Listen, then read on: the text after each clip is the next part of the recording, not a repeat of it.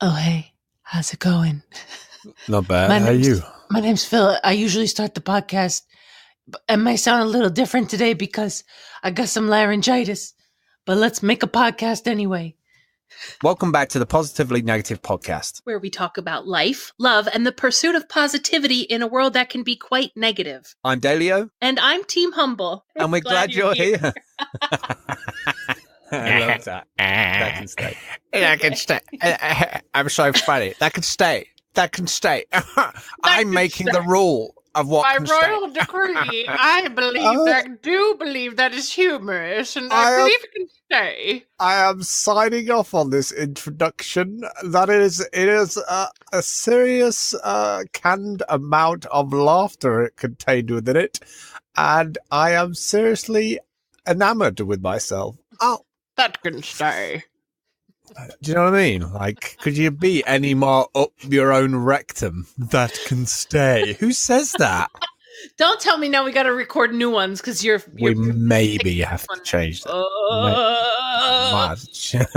Are you doing that like GIF of the guy on Star Trek, like at the control panel? Yes. Yes. Yeah. Well, but the next one we do, we can do it in person. How about that? Ooh. And we can clink beers at the end because we'll be in person.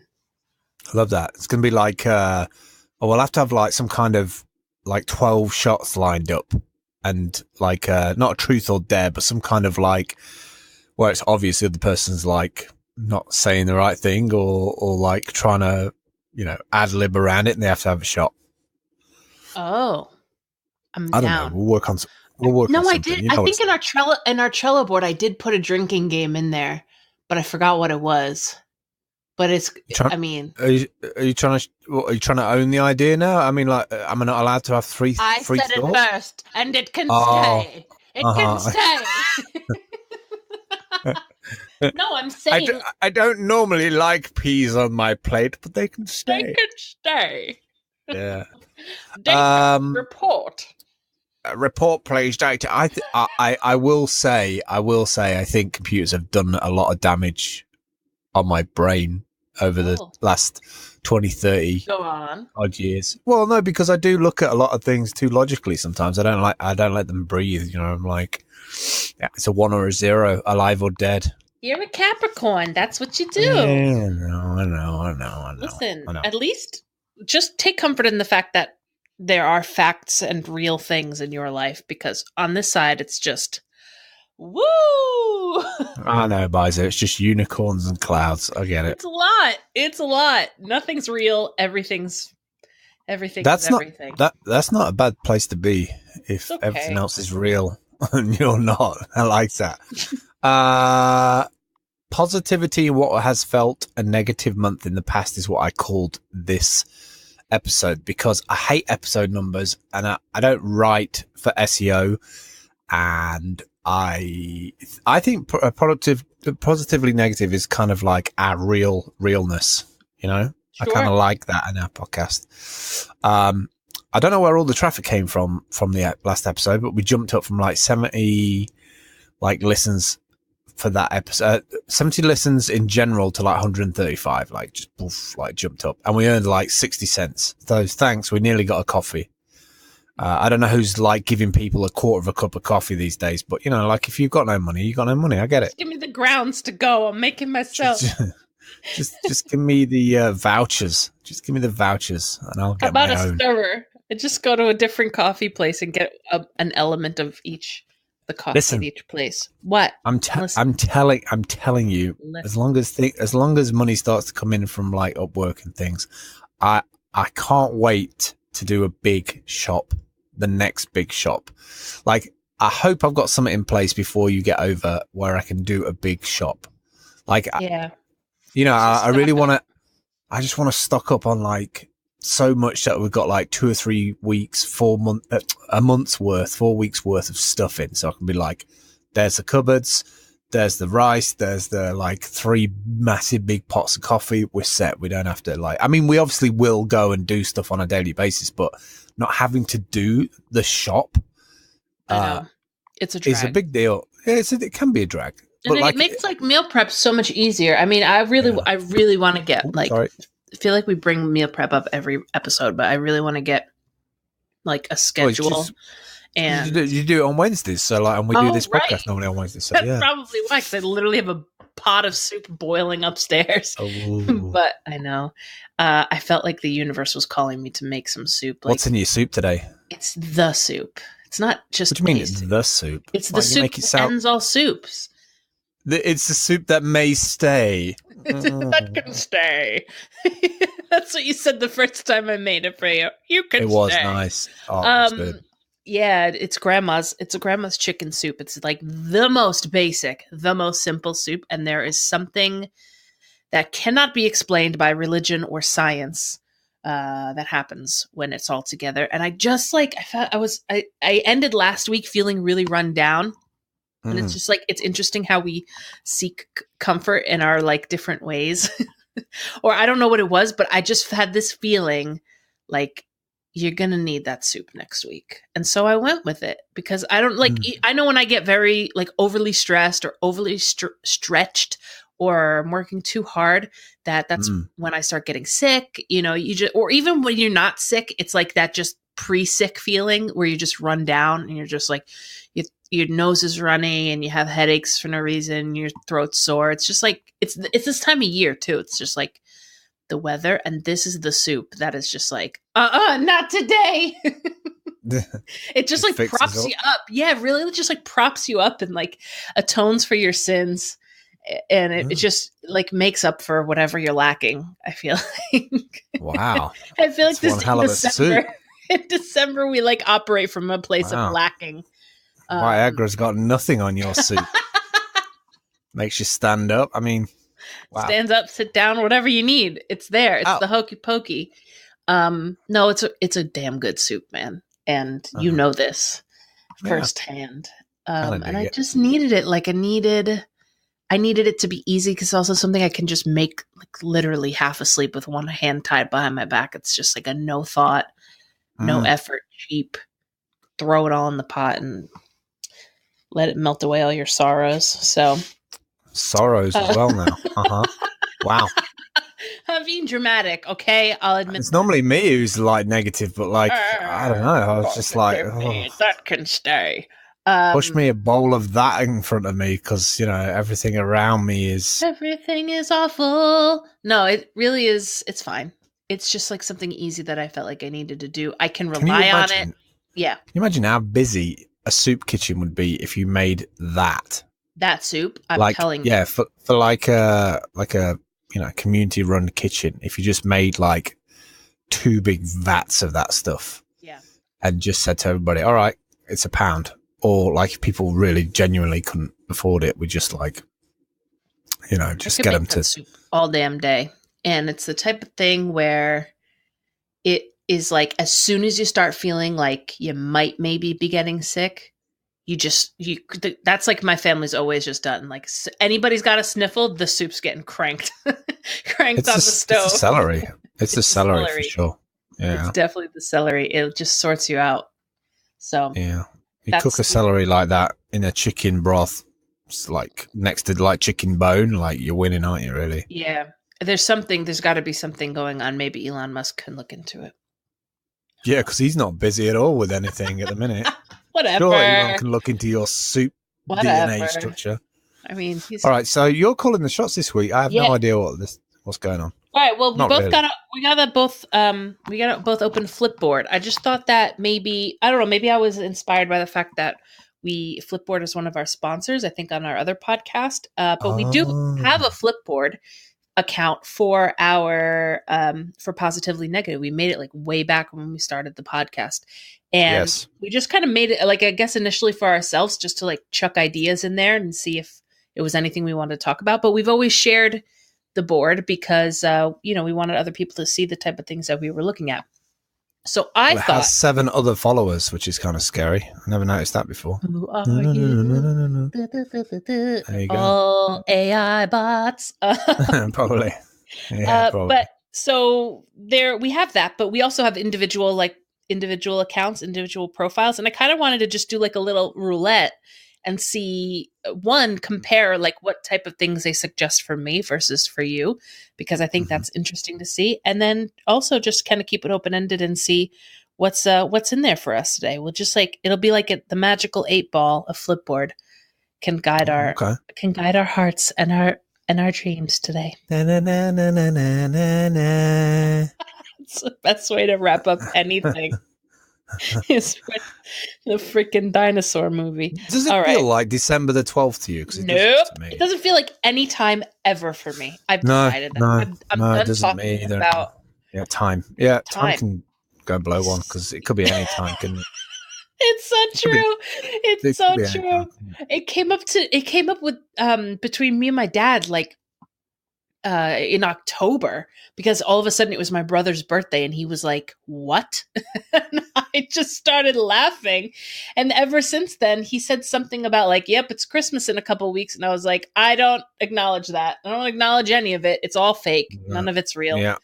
I have no link to the perception of time at all anymore. It's kind of scary. I will subscribe to that whole story thing I saw about time is actually in our own minds. You know, like we navigate it in our own minds. There actually isn't any. I don't know. It got all metaphysical and string theory, but I kind of liked it. It made me feel at ease with the fact that time kind of runs away. Because at one point when I was a kid, when I was a teenager, I remember time, like looking at sand, going when somebody said like the sands of time. I read it in a book or a cartoon or a fucking, I don't know where I read it, but I read it somewhere. And it was like, you know, like yeah, maybe something like that was like, oh, the sands of time, and it's like they had this like slow motion clock and the fucking sunshine on a sundial. You know, like, oh, this means it's getting darker. You know, like, and you know, I remember also being a kid and looking at sand going through my hands, thinking like, oh yeah, everything's like granules, like small, like everything comes from somewhere, like, and everything's, you know. And as I've got older and I see more and more reports about like, oh, this ice sheet's melting now, 98% of it's gone. Sorry, like 28 meters high. It's like, fuck, like the time from that to that, like, even though you say to me, you know, humans have caused this much damage in 50 years. I've been here for 45 of those, you know, so I'm like, shit, really? Right. So basically what you're saying is since I've been around, we've been fucking things up. So like, I don't know, man, that whole track of time thing, I've got to the point now where I've accepted my fate. I've accepted the fact that I've done a lot of damage on the planet. Like I've woke up, I feel more educated now. I feel like I can't blame the government. Although they could have done a bit more hard work to do with packaging, especially stuff from Taiwan and China. But nobody's to blame. Consumerism, materialism, I accept it. Wow. Making changes. You know, just going to life a pie the rest of it. Just going to life a pie of it. Going to have you in the boat, which is the tiger. Let's see where we can get to. I'm the tiger? Yeah. You're the just tiger, keep baby. Chucking me fish, and I'll keep away from you. Chucking you fish? What am I like? I'm a sushi sous chef now. Am I? Well, when you get that sushi knife in your hands, you transform into a whole nother person, which might be right. A little bit like it's borderline racist. I would say it's not racist? Something we should. Well, stereotypical. Oh, with the British impersonation. Well, when you just you just transform into like the sushi chef of your mind. Yeah. Which is an interpretation unto itself. That's true, actually. Yeah. Usually involves like a headband being wrapped around your head, and then karate chopping, which I appreciate all of it. You know, I mean, you got to make the time pass, haven't you? Yeah, I can't wait to make sushi again, though. Like, on the reg. I did miss it. Because we were production line in it. Yeah, go on. But you know what you were talking about, the sands of time watch. We're not even going to get to Flipboard, but like, I think it's interesting. I always thought that hourglasses were fascinating as a kid. Like, I remember we had one, a little egg timer one to like boil an egg. Yeah. And I love the thought that a bunch of people were like, all right, we're going to get this amount of sand and the time that it takes to go from here to here, that's an hour. We agree that it is, and that's what it is. That you painted that for me in the fact that somebody from Jersey came up with it. Like, For a minute there, the way you said that, I was transported to some little Italian place Some bakery. with a bunch of guys in the back who've just been importing all those little things from God knows where on the planet. And Everybody listen. now, yeah, We all I got to just agree saw what it. the hell an hour is. Because Johnny over here, he came back in 15 minutes, and this motherfucker, he's still gone. Yeah. Sit down. No, we had them. But like, I only used it. It's funny, isn't it? You use it a couple of times and it's kind of lost its appeal. It's like, yeah, I know what that does now. I don't know. I remember we had one in the house and I would always play with it. And then I also remember a couple of like games, like board games that relied on that as a timer. So I have this very anxiety type feeling. It really is like the perfect representation of how you feel when time passes, which is like, oh fuck, oh fuck, oh fuck, oh fuck.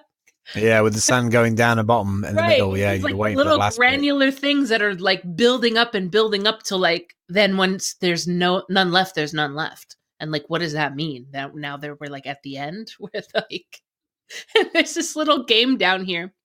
I'm down in the basement at my dad's called Perfection. And I literally looked at it and I remember playing this game a lot when I was little. It's a game called Perfection. And it the pieces. You have little things that pull. I think I played this. Yes, and it's like if you didn't grow up with Perfection, it's like this plastic square box, and it's got all these slots in it for different shapes. Yeah. And you push the middle piece down, and you have to match all the shapes and put them in their correct spot before the entire thing pops up in your weird face. Is that? I played that too. Yeah. Plastic everywhere, and I had a lot of those games. Did you have Operation? Yeah. Did you have Operation? Hell yeah. Yeah, the one where, yeah. But Perfection was on a time base, and it was always like a different amount of time, so you never knew when the whole thing was going to explode. Yeah, and the whole point of the game was just to be terrified at the end of it. Yeah, that's exactly what it was. And I was like, wow, like I wonder how many people who grew up playing Perfection are now like freelance artists or freelancers for clients, because the tagline of the game is match the shapes before time runs out. And I literally feel like if you boil down everything that I do in a day, that would also be the tagline. That could also be the diversity report for Upwork, couldn't it? Match the shapes before the time. I'm like, you know what I mean? So it's just basically an anxiety training module is what this game is. I'm glad that's what I grew up playing. That's exactly what it was. Of all the things. Perfection. But yeah, time's a motherfucker, let me tell you. Time doesn't give a damn. It does not give a damn. No, time's got a packet of Marlboros and foot to the floor and is sipping the last bit of whiskey. That's what time is. It's so true. Don't care who you are, where you're from, what you did, as long as you love me. Time is always fifth gear. All right, so I have an idea. Since Flipboard is so flippy, how about I'll flip on my Flipboard and you tell me to stop, and whatever we land on, we can talk about it or not talk about it, and we can switch over to you. We can take turns. All right, go for it. All right, I'm flipping. Stop. Flipping. Apple Watch ECG already finding stealth heart problems. All right, we'll quickly talk about that. I mean, it's pretty amazing that we've got technology that can do ECGs now. I do feel that a lot of this is surreptitiously just creating marketplaces, though. I feel like it went from iPhone X's with cameras. I mean, the jump from iPhone 8 to the X with, oh, by the way, we have this camera now that like can do face tracking and unlock the phone with your face and all this shit. 100,000 points. And it was wrapped up. And it was wrapped up with like, oh yeah, but you can make your own emojis. It's like, yeah, you're making your own emojis, but you're also tracking me for the next 2 years of what my face looks like and storing that or doing stuff with it somewhere. And now I feel like while the ECG is amazing, the fact that, it can tell me, oh, your heart's like playing up and you need to get looked at or whatever.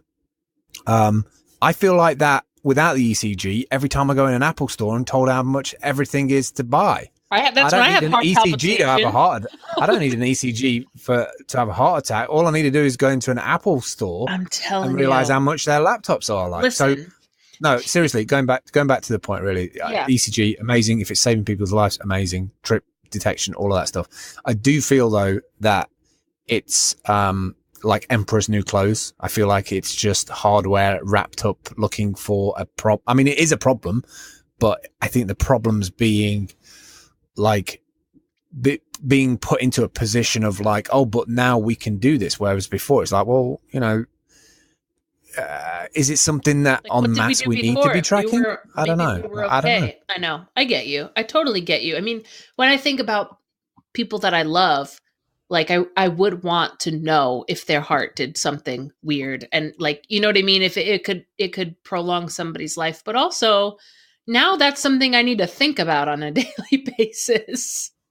And like, life is already a lot, and maybe it's indicative of the fact that I just take my heart for granted, that it just ticks. It's literally not stopped ticking for 30 some odd years. Like, that's an incredible thing.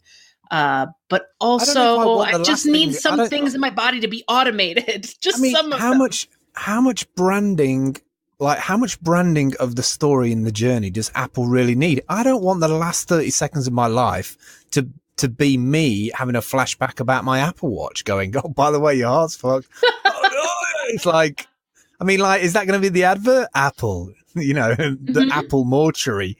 You know, these are all experiences of the last 30 seconds of people's faces as they looked into their iPhone X, and we captured everything. As we've already paid for your funeral services with Apple Pay when we saw your EKG was off. Just swipe with your blinking eye. Your right eye.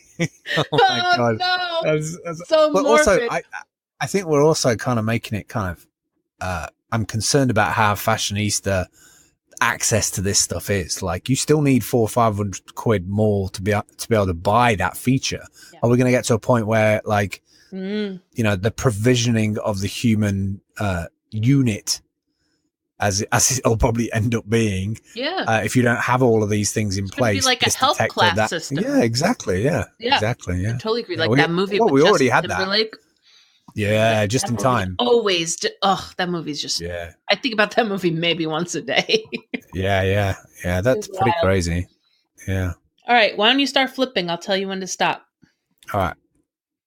Flipping time. It's time to flip. It's flipping time. Music for flipping. Flipping time. Stop. All right. You've got 3 choices. I know which one you're going to go for because they're spread across, you see, because I'm on desktop, not on my phone. Oh, okay. So I've got like 3 across. So you can go with this rare Empire Strikes Back crew jacket has been remade for Star Wars. People over 40 shouldn't work more than 3 days a week. Or 4 high protein slow cooker recipes that will help you get rid of stomach rolls fast. Damn. I want to. Okay. I'm so torn. How about you do all 3? I feel like How about you do all 3? All right. I feel like I could talk shit about one, be interested in one, and then be like, and call bullshit on another. Okay. Okay, cool. I'm sick of I'm sick of Star Wars. Bye. I used to love it. It got so ruined for me, and I'm in mourning of it still. So bye, Star Wars. Slow cooker recipes. Literally everything. Every recipe I've ever seen over my life's period claimed to remove belly fat, and they've literally been, some are high fat, some are low fat, some are high protein, some are low protein, some are gluten-free, some are very starchy. We don't know what does anything with the human body until Apple tells us, apparently. So screw that. People over 40 shouldn't work more than 3 days a week. I disagree. I highly disagree because of the book that we read last year, that Iggy Kai book. Yeah. Excuse me. I've been brought up in a Western society where the goal of working was to be able to retire. That's always been the goal. That's what I heard adults say my entire life. Like, oh man, did you hear about Jimmy? He's 40 and he's retired already. He's down in Boca. Like, and that was always something to strive after. But if you look at countries which are classified as blue zones, and blue zones are the countries where people regularly live to be over 100. That's just like part of it. It's not like an anomaly there. There are the places around the world. A big part of what they've found in blue zones is that people work until they literally can't anymore. It has nothing to do with money. It has nothing to do with status or, achievement. It just has to do with, like, you have a trade and you do this thing that you love and that you find purposes in and that you find flow in. And and that's what keeps you going. And I really, really think that that's what keeps your brain on. That's what keeps your body going, like keeps you physically active. I don't know. I think work is so important. I think stress, maybe they meant to say people over 40 should be working at their stressful jobs 3 times a week, because that makes sense. But work, I think work actually keeps you alive. It actually keeps you young. I don't think we were meant to be like, think about retiring at 40 and then just sitting on your ass for the next 70 years or whatever. Look, that's just too much time off. Work, dude. I mean, every documentary I've ever seen about like retiring, especially to do with America and like Florida and, you know, the old people like just going off and living on a old people's like what looks like a, you know, massive big activity center with like the dancing and everything. I have no desire to live the last 20 or 30 years like I'm in the fucking film Cocoon. I'm telling right? you, I'll watch Cocoon. I like Cocoon. I don't need to live every day as Cocoon. Why do you think they were so stoked when they got in that pool? Because it wasn't great beforehand. Listen, I'm always down for like an Amazon Prime pool.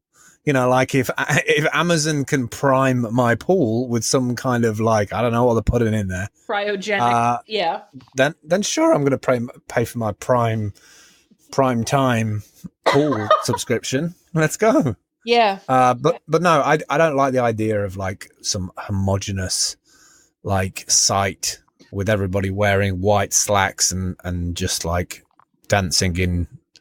I'm playing shuffleboard. Have you ever played shuffleboard? Fashion. I've played shuffleboard, yeah. The worst, man. I prefer bowls. I prefer like the French, like, you know, the silver ball thing. That's pretty cool. I don't know that one. I know bocce ball. Oh, it's cool. That's the Italian. Yeah, it's probably the same. Where you throw the ball up and towards the thing. Yeah. So like you throw it towards, like kind of like horseshoes, but with balls instead. Yeah, exactly. Yeah, exactly. Yeah. It's pretty badass. I remember going to Yugoslavia as a kid. We could do that when we're old, I guess. But I wonder if our generation is just going to be live streaming in like, and like in senior homes are going to have like gigabit internet minimum in order for people to be happy. And it's just going to be like a VR Black Mirror world. But I just feel like your body, like my body like craves motion. When I'm at the machine too much, I feel like I need to move. Yeah, you got to move it. A body in motion will stay in motion, and a body at rest will stay at rest. So like, okay, for an example, my grandmother is 95. She was 95 this year. She got her license to start selling houses. She got her realtor's license when she was 60. Wow. Got her license at 60. Learned how to drive at 40. That's crazy. Yeah, and like the woman is, I mean, obviously she's got a 95-year-old's body, but like her brain, she's still like 100% intact. She can, you know, she remembers everything. She can tell you what's going on. She can multitask. She can do a lot of things that people, you know, half their age. I'll be honest with you. A lot of that doesn't work. Listen, anybody over like 70, 75, 80, like that's a damn good innings, if you ask me. Like if you're getting to that, like 80 years on planet Earth is enough for anybody. Yeah. I'm telling you. Yeah. I'm telling you. Like the alternative is actually probably better.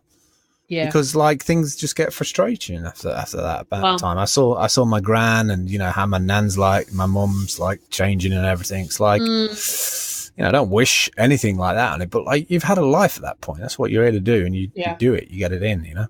You get it in. Well, my mom's motto, she said it to me this weekend when I was visiting her. She'll say, if it ever comes to it, just get the pillow.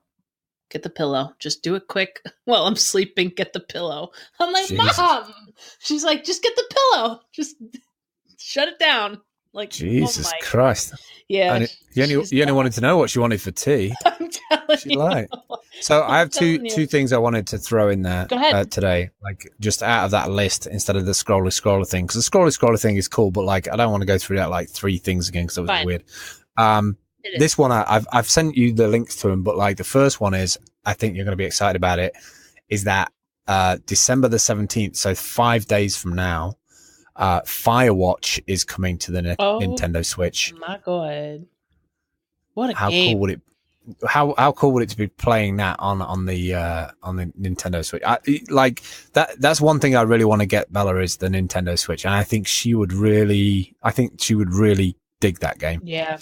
That's You know what I mean? It's such a good game. It's so good on any platform, but I'm sure on the Switch with like headphones in, you could just get like immersed. And to quickly jump onto like segue back a little bit about life and age and stuff. There's this guy from the Munchies article, Last Call from Dan Tanner's veteran bartender. There's a guy who's worked in a place for like 40, 50 years, and they call him, his nickname is Dr. Cavanian Slow Death is his nickname. Oh, God. And he basically feeds the people alcohol, cigarettes, and Viagra. And he works as like a bartender, has done for 40 years, drinks 20 shots a night. And 50 years, and has kept 50 years of Hollywood secrets. Like that's a life right there, like a guy who's bumping into real people every night. Yeah. Doing a bunch of shots, like giving them cigarettes, giving them alcohol, giving them like whatever they want. As I think he works in a hotel chain somewhere, but he's done that job for 50 years. Yeah. That's living. Even if he hasn't got the same kind of life as the people who come through the door, like he's done a job. People know him. Is consistent. Some people might only go there once a year or come back like 5 years later or 10 years later, and he's still working behind the bar. Like there's something really reaffirming about stable things in the world. When the world looks like it's going to shit all around you, and you can go to a bar somewhere in the world, and that same guy who served you 5 years ago, 10 years ago, that instantly brings you back to when you were there last. Like there's something stable in the longevity and the consistency of something like that. Yeah, that's like the one thing that we don't ask for modernization from is like those local spaces, those local bars. Like we don't, you know what I mean? Like if you think about like your favorite local pub and you walked in one day and there was just like iPads built into the tables, it just would be like I'm good. That just seems like, I don't know. I feel like there should be some sacred places that just stay the same.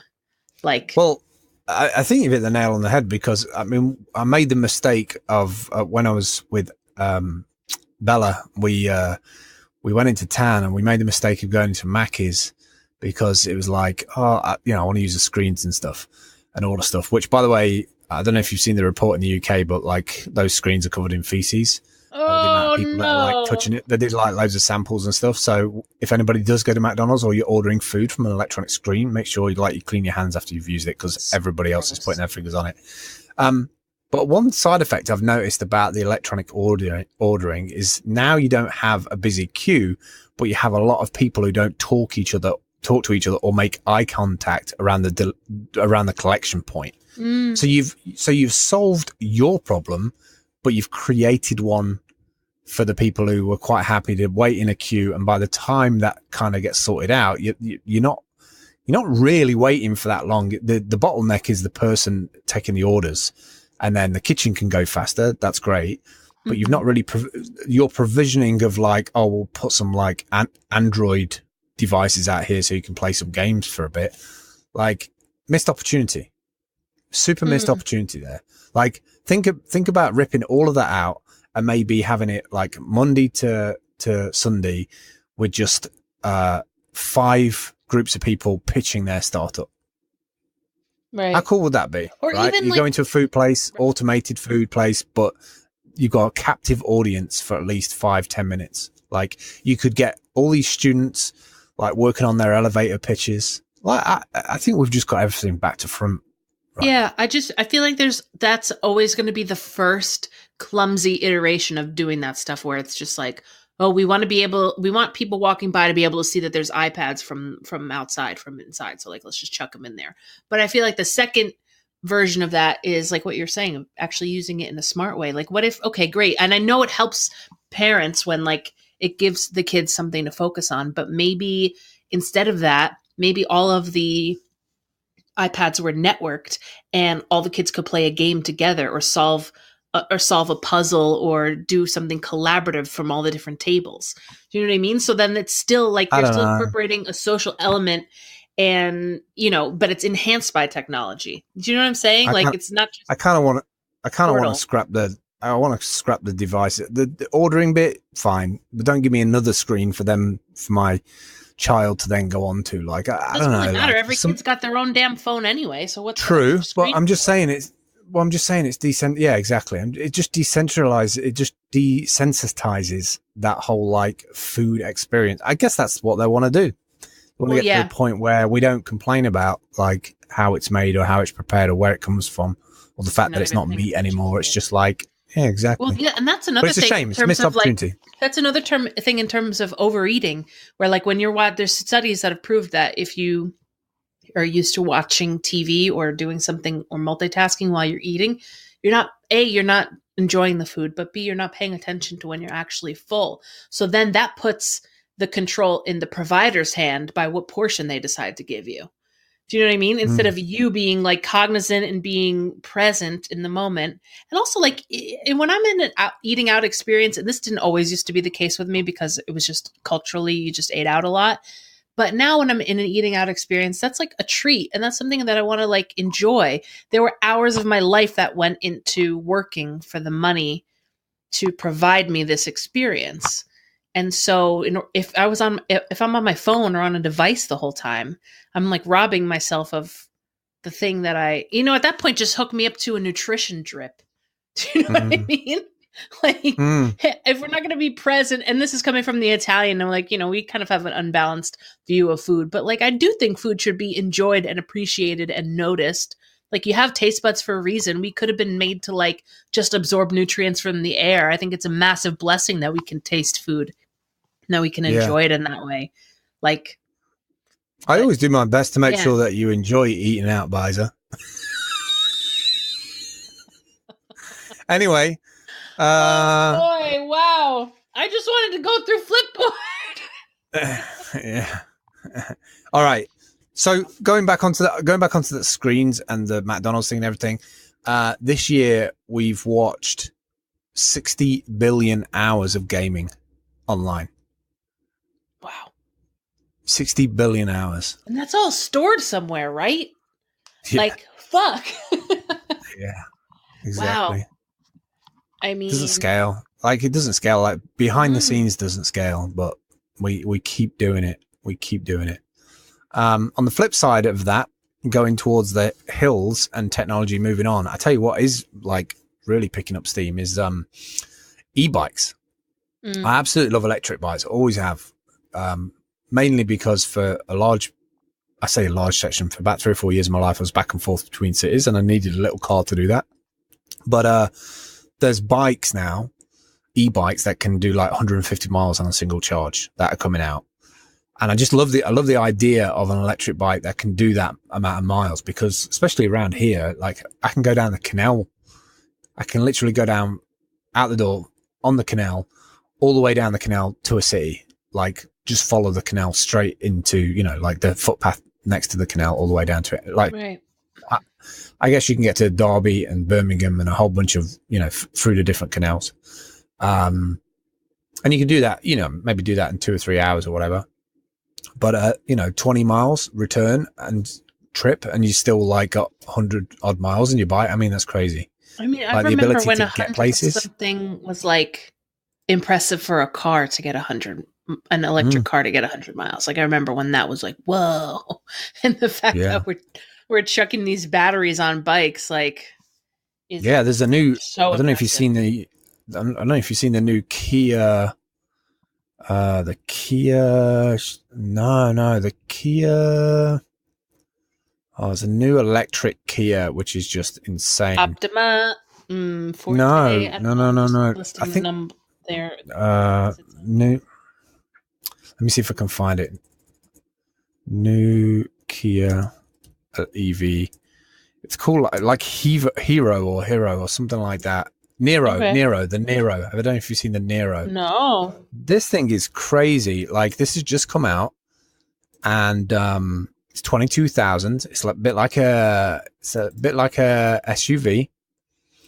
And totally didn't see it coming from like Kia. And this thing has got 74 miles per gallon MPG, right? It has because battery it's electric and assist. well, there's three different models. The electric model complete is crazy.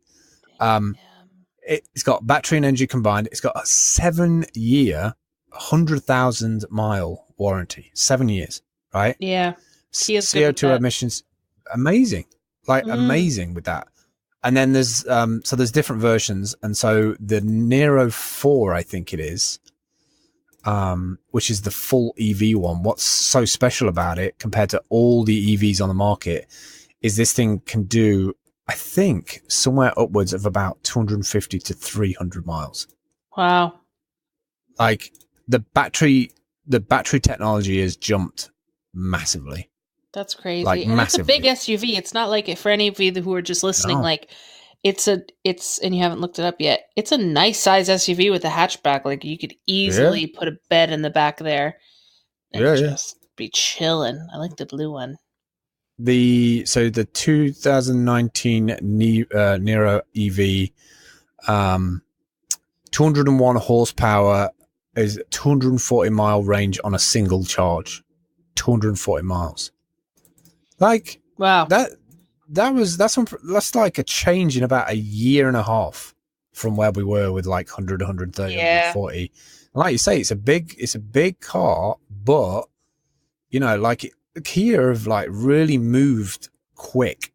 Yeah. Real quick from where they were to where they are now. I don't know what the perception is like in Europe, but in the States, when I was growing up, Kia was like, nobody took Kia seriously. Like it was like just a whatever car, just because you had to get from A to B, and it might not be very reliable. And they've gone so hard in the back. Like I love my Kia. I've had it nearly 5 years now, and it's been absolutely perfect. My dad, who's the mechanic, the BMW mechanic, loves working on my car because it doesn't need anything. He's like, your car is a dream to work on because it's just like brakes now and again, and oil changes, and then gets back on the road and does another 100,000 miles. It's just so that's good. crazy to come from your dad as well, like who kind of trained for that particular thing, you know? Oh yeah, absolutely. Like, I think it's awesome. Like cars are becoming a lot more competitive. You can get so much more for your money than I think you used to be able to. Like that one, what does that one start at? Like 30 grand, I would say. I guess, yeah. Something like that. I mean, that's not like, it's a lot of money, but it's nothing crazy. It's nothing not like, really. Not when you consider luxury car prices. Not when you consider that charging that would probably cost you about 10 or 15 pounds in electricity to do 240 miles. I mean, that's crazy to be able to do 240 miles for that amount of money. Probably cost you 50 or 60 here in the UK, because obviously petrol's expensive, fuel's expensive in the UK, but even those 60 quid, 50, 60 quid to do 200 and something miles, like 10, 15 to do 240 electric miles. I mean, that's crazy. I mean, damn, like if I had that, with the amount that I drive, I'd probably have to charge less than once a week. Maybe twice a month I'd have to recharge. But can you imagine like jumping on that in terms of like food delivery and stuff as well though? I mean, that's pretty fire. Or even if you had like a little teardrop, I'm sure that thing could pull a teardrop trailer. Like you'd be ready to go. I've sent you the new little electric scooters that are coming as well, like in January, February 2019. We're going to see a lot of this stuff like take off really quickly. This one called the UK startup called the Zap. The i300, top speed of 60, and it's got a pull-out battery pack. Would you want to go 60 miles an hour on a scooter, though? No. That's no. Fucking terrifying to me. Yeah. I mean, how do they deal with that? Like, in terms of the laws? Is it like street legal? Like, would you have to have a motorcycle license, or still no? It's just like a weird loophole. No, you have to have a motor car. Yeah, if you have it on the road, you have to have plates and mirrors and a helmet. Yeah, you got to have all that if you have it on the road for sure. That's still so wild. I just see all these, like, we see it a lot on Steam Hunt. There's so many, especially with the e-bikes. There's like a million different brands. Like it sounds like, from what it seems like, if you have the money, you can just spin up an e-bike company in a weekend. Like there Pretty are, much. it's not, you know what I mean? Like the ground floor to entry is just so much lower with bikes and scooters, obviously, than cars. That like people people are just whipping up e-bikes like left, right, and Well, center. It's like drone they've companies. kind of nailed the batteries and the drive chains and all of that stuff. Now they've got that all locked down. So now it's just marrying it with, what does the customer want? The customer's like, and that's turned around so quickly. That's my biggest point with all this, is the speed of how things are happening. We talk about like how fast time moves by. Literally, I bought an electric bike like 5 years ago, sold it, 2 years ago when you were here, I think, or when you went back. From then to now, like a year and a half, 2 years later, like bikes have got lighter, they're more reliable, the battery lasts longer, like crazy amount of innovation in a small period of time, like, and to get to market as well. That's the crazy thing of how fast the internet, social media and advertising, marketing, bloggers, vloggers, that's how fast things have really picked up, is that this stuff is getting out there and people are hearing about it and buying it. That's the biggest thing. They're actually like, yeah, I want one of them. They're actually putting the money into it. So where somebody might take 5 years to build a company up and get a certain amount of orders, now it's like, I saw Monzo, this startup bank here in the UK. They were like, oh, we're doing a fundraiser for like 20 million. And they did it in like 3.5 hours. So that, people who had £2,000 in their Monzo account could have shares in the business. Wow. Shares in a bank, like from an app. Yeah. From an app. Just to co-op out a bank like that. That's unprecedented. Nobody's ever done that before. So like, there's a lot of interesting things that are rapidly happening quickly because of time. So I can't be mad at it. Well, that's the thing. Like, think about, like, this always comes to mind, where you think about what you can get done in a day in terms of communication, in terms of organization, getting people together, collaborating. Like, what can be accomplished in 24 hours is so exponentially, like, more than things were in the horse and buggy days. You know what I mean? Like, if you just wanted to say hi to somebody, he had to put that message on a donkey and send it off into the sunset and wait for it to get there. Like, so yes, time is moving faster, but I think we're also able to get more done in that amount of time. So I don't know, maybe that's like some type of weird consolation prize. Well, it's access to it as well, right? Like, I just put another link in your chat. Sweet Lord, okay, go ahead. You can buy a really, really cheap computer now, access to a computer like the Raspberry Pi for like 20, 30 quid, $25, $30, $35. You just set this up so bad for us. You can run a whole like Raspberry Pi hydroponic, so you can grow your own food. Like, if you get some lights and you're set. So sick. That's what I want to do. That's what I want to do in 2019. I want to do that with you so bad. Like, I don't. You can take care of the Raspberry Pi stuff because it's all very overwhelming for me, but I really do want to learn about gardening and hydroponics. I just feel like that would be so sick. Okay, I just have one last article that I want to talk about. Go for it. Chaos and the Chocolate Factory as leak smothers German street. I saw this. I saw guys with spades. Oh my God. Hold on. I'm sending it to you just so you have it for reference, because there's a literal river of chocolate running down the street. And there's like German SWAT team at the end of the road. Yeah, because how do you deal with a chocolate street? I mean, like, that's a problem, right? I don't know. But like, what? Wow.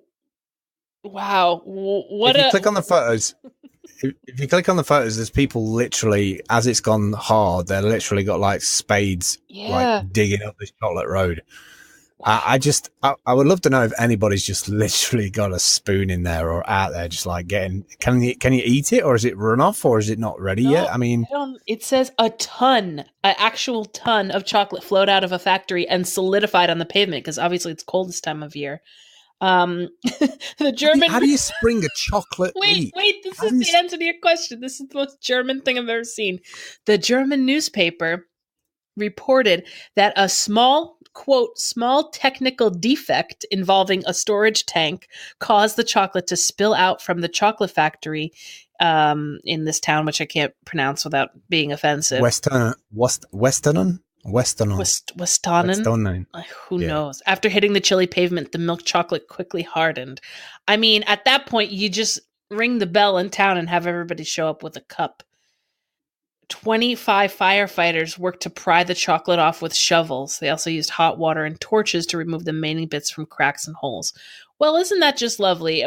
I mean, in my neighborhood, I had a dead deer on the side of the road for a week and a half. But in Germany, they got chocolate problems, and they've got 25 firefighters dealing with it on the nose. I love that. Crazy. I love that. Thanks, Germany. Thanks for that. I mean, I'm sure somebody lost their job, but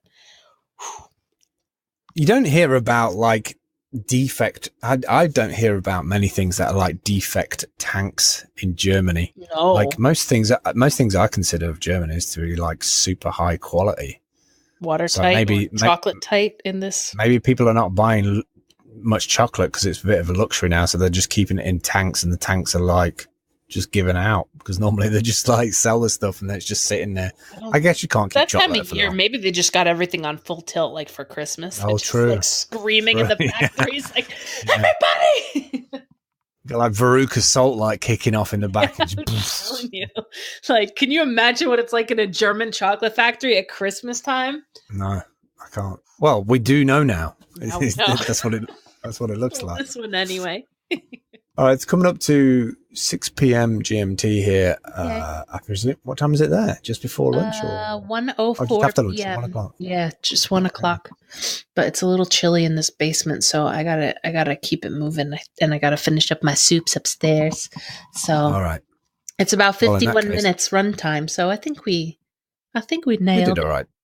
Yeah, we did all right. Yeah. I like our little chats. I mean, I'm sure if people are listening to them in the background, they can just have them on the radio. Oh, for people who may be interested in our other show, Product Sense, and also Steem blockchain and blockchains in general, and what is Steem, there's a gather this Thursday, so tomorrow night. So we're going to put this out tonight, Thursday, on the Steem blockchain. If you go to steemit.com/@Pensif, PENNSIF, there's a gentleman from, I believe, Wales, who puts on a radio show every week, and he's pulling together all of the like people from, like witnesses and people who are developers, people who are doing things on the chain, because there's been some bad news recently that 70% of the workforce had to be laid off because of what's called the bear market. It's been a bad year for crypto, and with Steem and other crypto companies, obviously it's hit them hard because they need the price to be going up rather than going down. And so we're pulling all these people together. So if you're interested in anything blockchain, or like still interested in Bitcoin, or still, kind of the murmurings of crypto and never got into it but wanted to get into it, do check it out. Yeah, and if you are interested in following the Flipboard that we have, the Positively Negative official Flipboard account, I made a nice little short link. So that's smarturl.it/PN Flipboard. So Positively Negative PN Flipboard. I like that. We want to see the things that we think are interesting. Because you're a much more dedicated flipper than I am. I felt like I'm hardcore. Yeah, I need an iPad for that. Yeah, no, it's much better on an iPad, I have to say. For sure. Nice little plug there. I need an iPad for Christmas. I wonder if we say Apple, iPad. I wonder if we can get onto the pencil. I wonder if we can get on the sponsor list for that. God. All right, I'm gonna play the outro. Okay, bye. Bye.